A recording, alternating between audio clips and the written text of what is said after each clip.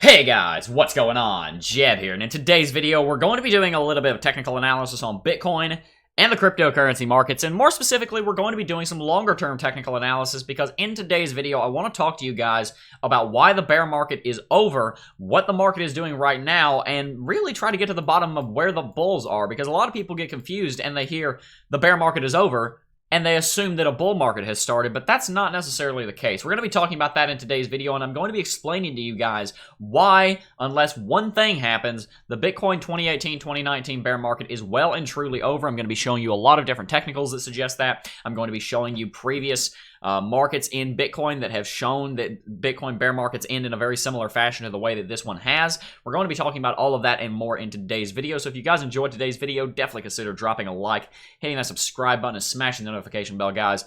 Also, for today only, we have a sale running on the Cryptocurrency Technical Analysis Academy. I'm going to be talking more about this later on in the video, but if you guys are interested in going and checking out CT2A, there's a 20% off coupon code for Valentine's Day because I love you guys so much and I want you guys to be able to get in the course for a little bit cheaper. Check that code out and watch to the end. We'll be talking more about that. Anyway, without much further ado, let's go ahead and get right into it. Well, I'll do a little bit of short-term technical analysis for the guys that watch this video the first day it goes up. As we can see here, Bitcoin is turning more and more bearish by the day. We see that Bitcoin is currently trading around $3,562, and we are trending to the downside. Bart here is starting to really get kind of tubby. He needs to go on a diet because every single day he gets fatter. Yesterday was like that. The day before he's like that, like that. Bart is trying to get, he's putting on some weight. He's packing on the pounds, if you know what I mean. But anyway, I'm pretty sure Bart is going to end up happening, or the inverse of Bart is going to happen, and we're going to see a breakout here for the next couple of days. But that's not really the topic of today's video. The topic of today's video is the Bitcoin 2018-2019 bear market. Now, guys, it's one thing you have to understand when you're doing technical analysis, and this is something we talk about in the Cryptocurrency Technical Analysis Academy down here in the bull and bear markets video. In that video, I talk about how it's very easy in hindsight to say exactly, like down to the minute, when a bull market started and when a bear market started. If we went onto the 5-minute chart and went all the way back to, what was it, January 21st, 2018, I forget the exact day that that Bitcoin topped out in 2019, excuse me, it was December 15th, excuse me. If we were to go back here on like the 5-minute chart, we would probably see that around December 17th, we could probably see exactly when the Bitcoin bear market started. And likewise, if we go back in time and we go back to the 2014-15 bear market and we look at the beginning of the 2016-17 bull market, it's pretty easy to decide on when the bull market started. It's pretty easy to say that the bull market started right about here.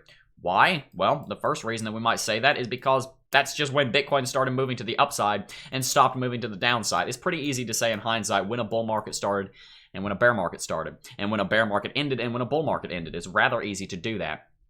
But without the benefit of hindsight, we have to use a lot of technicals, a lot of fundamentals, and we have to look at a lot of different charts that have happened in the past on Bitcoin to try and get to the bottom of when the bull market started and ended and when the bear market started and ended. And based on everything I'm going to show you in today's video, it does seem that the bear market is over. Let me go ahead and dive into exactly why that is the case.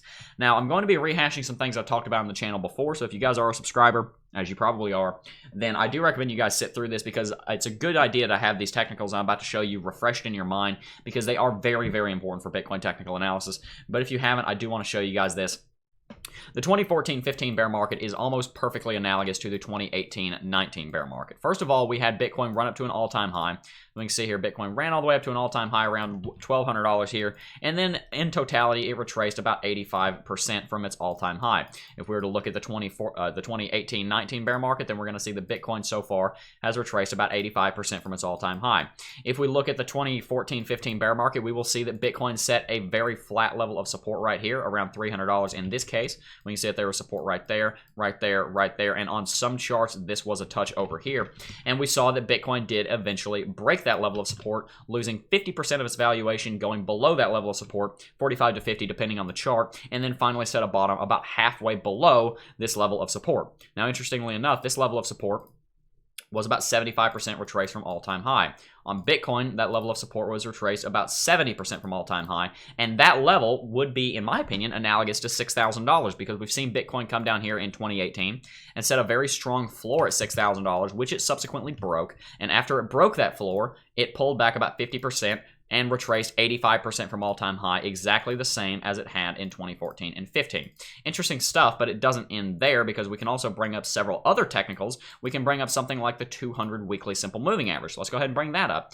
That's a really important moving average as well. And if we look out here on the BLX Brave New Coin Liquid Index for Bitcoin, one of the oldest composite charts for Bitcoin in existence, we see that this moving average down here, this one right here, that is the 200 weekly moving average, and Bitcoin started getting support off of it and bounced off of it to start the new bull market. Well, at the moment, Bitcoin is trying to get support on this level and is currently trading sideways, and at the moment anyway, has not managed to break bearish below that level of support. Now, guys, those are just a few things that are, those are just a few parallels you can draw between the 2014-15 bear market and the 2018-19 bear market. But needless to say, they look almost identical. They are very, very similar markets to the point where this is kind of one of those things that proves just how useful technical analysis is, because if technical analysis wasn't so useful, and if so many people didn't trade based off of it, and if it didn't have such a big impact on the market, then explain to me why 20 different technicals, that's not an exaggeration, I just haven't shown them all to you, explain to me why all those technicals happened back here and then repeated themselves in exactly the same way when Bitcoin went into a bear market in 2018 and 19. That's honestly one of the best arguments I have against people that say that technical analysis is not useful. I do think the technical analysis is very useful, and I really do believe that. So, why did I bring all that up? Why did I spend the last 5 minutes explaining the analogies between 2014 and 2015 and 2018 and 2019? And what does this have to do with you guys? What does this have to do with the topic of today's video? Well, it's quite simple, really, because if we look back at 2014 and 15 and we realize just how similar that market was to 2018 and 2019, then it wouldn't be unreasonable to extrapolate out into the future, into 2019 and into 2020, based on what happened in 2015 and 2016. And if we were to look at that analogy again, we would see that after Bitcoin broke below $300 and came down here to around $160 and started moving to the upside, it came up here to around $300, traded sideways, and really it looks like Bitcoin is right around here at the current moment. If we come back over here and we look at the present chart, that's what it looks like Bitcoin is doing. It's right over here somewhere. Now, granted, there is one major difference in the chart, and that is that Bitcoin hasn't run up to $6,000 yet, but I would argue that that's just because Bitcoin is worth a lot more now than it was back then, and it's much harder for Bitcoin to run all the way up to $6,000 because that would be literally over $100 billion put back into the market, and that money has to come from somewhere. But the point is that Bitcoin is in a very similar position now as Bitcoin was in right over here. And what did we see happen right over here? For a long time, I've been using the market structure between 2014 and 15 as an analogy for 2018 and 2019, and so far it's done very well for predicting the future in Bitcoin. And one thing that is very interesting back over here in 2015 is that the Bitcoin bear market did not end right over here when the Bitcoin bull market started. This is something that people, they're confused about, and this is something that I try to explain. The Bitcoin bear market did not end right here, in my opinion anyway. I would say the Bitcoin bear market actually ended right over here somewhere. So what does that leave this gap? If the bull market started right here and the bear market ended right there, what was this period? What is this? This, my friends, is what I would call an accumulation phase. This is a period between bull and bear markets where the bears are out of steam, obviously, because we're not moving down anymore. The bulls haven't picked back up yet because obviously we haven't started moving to the upside again. So the bulls and the bears are kind of in a deadlock, and they haven't been able to get an upper hand on each other. And interestingly enough, over the last 2.5 months or so, Bitcoin hasn't really been trading sideways. It hasn't really been trading very bullish or very bearish. Bitcoin's been trading sideways just like in 2015. So where does that leave us? If Bitcoin had started an accumulation phase back over here at the analogous time that we're at right now, this period right here, this is basically where Bitcoin is today, then that means that Bitcoin has exited its bear market. If we're drawing that comparison, which I think is a very fair comparison, that would mean that Bitcoin has ended its bear market. Now, I do have one caveat for that, so watch to the end of the video. That would mean that Bitcoin has ended its bear market, and right around here somewhere, Bitcoin has entered an accumulation phase, and based on 2015's price action, we could expect that accumulation phase to last somewhere between 9 and 12 months. And that would leave Bitcoin entering a new bull market sometime around the end of 2019 and on into 2020. Now, that is a very bold prediction, and one that I think we can confidently make based off of the way Bitcoin has moved in the past. Now, Bitcoin is not a very old market. We don't have a lot of price history before the 2014, or excuse me, before the 2013 all-time high up to $1,200. If we look back here, there's just not a lot that we can do with this market back over here. It does look kind of similar to what we see if we move on into the future, but really the market just wasn't very well developed, and we can't do some very good technical analysis on it. So the only real data that we have is the 2014 and 15 bear market, so that we can extrapolate out into the future into our own market. And like I said, if we look at this market and we draw the comparison between 2014 and 15, the 2018-19 bear market is basically over and we've entered an accumulation phase. And like I said, if we were to draw that chart again and extrapolate it out, we would expect the bull market to start around 2020. Now, of course, you don't want to do all your technical analysis based off of only one data point. And even though there are a lot of data points in this data point, the 2014-15 bear market, even though there are a lot of data points there, that in and of itself is only one way to look at the market.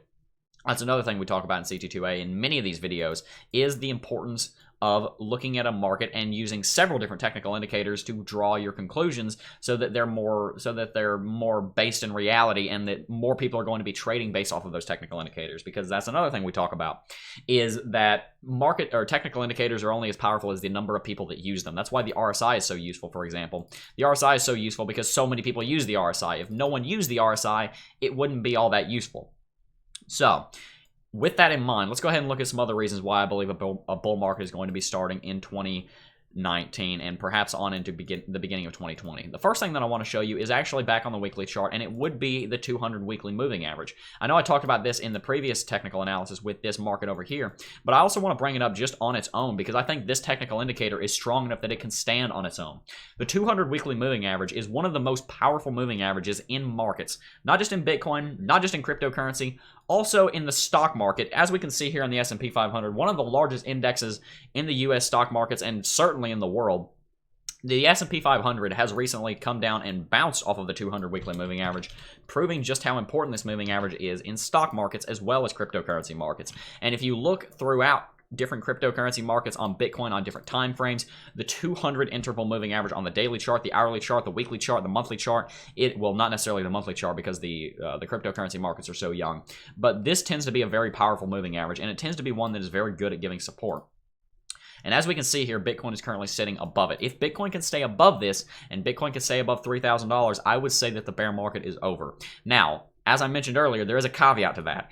If Bitcoin breaks this 200 moving average and Bitcoin breaks $3,000 and starts moving south, then that would be a break of market structure. We also talk about market structure right here in that video. We talk about market structure because market structure is very important. What we're dealing with for the majority of this video has been market structure. This all over here was an example of a type of structured market, a market structure.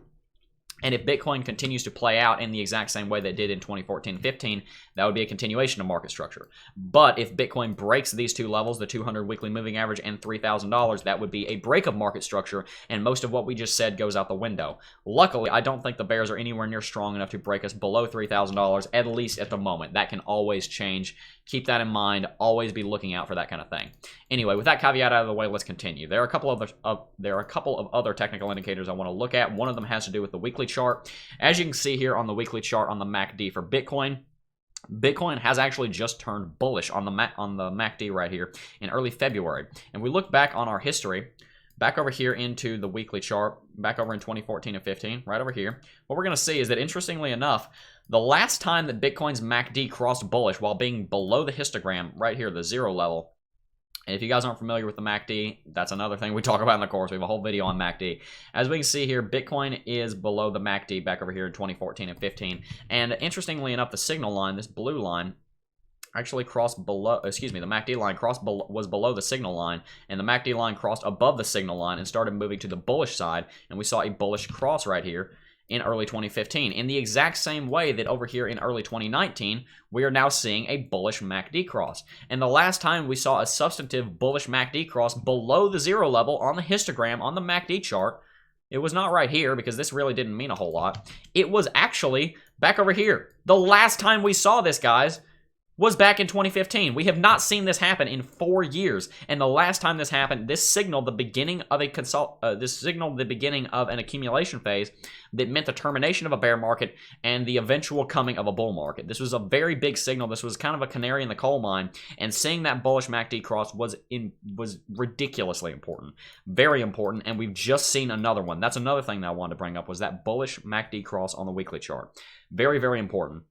There's more stuff that we can talk about, guys. Let's talk about the daily chart. Let's talk about the weekly 20 exponential moving average. This is one of my favorite moving averages for a very good reason, and that would be because, as we can see over here, If we get rid of some of these lines on our chart, I know I'm kind of just going through a plethora of technicals, guys, but the reason for this is because I want you to be able to go out and do your own technical analysis based on the technical indicators that I'm giving you and based on technical indicators that you find in your own technical analysis. These are just multiple technical indicators and technical signals that I've seen over the years as I've been doing technical analysis.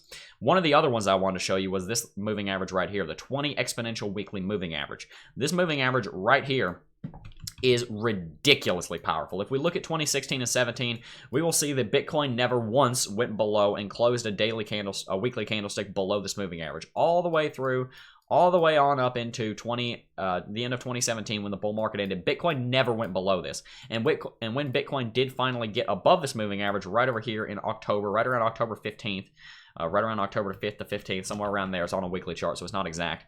Right around this time, that was when the Bitcoin bull market started, and Bitcoin was to stay above that moving average for the rest of the bull market. And then very quickly after the bear market started in 2018, we saw that Bitcoin went below that level.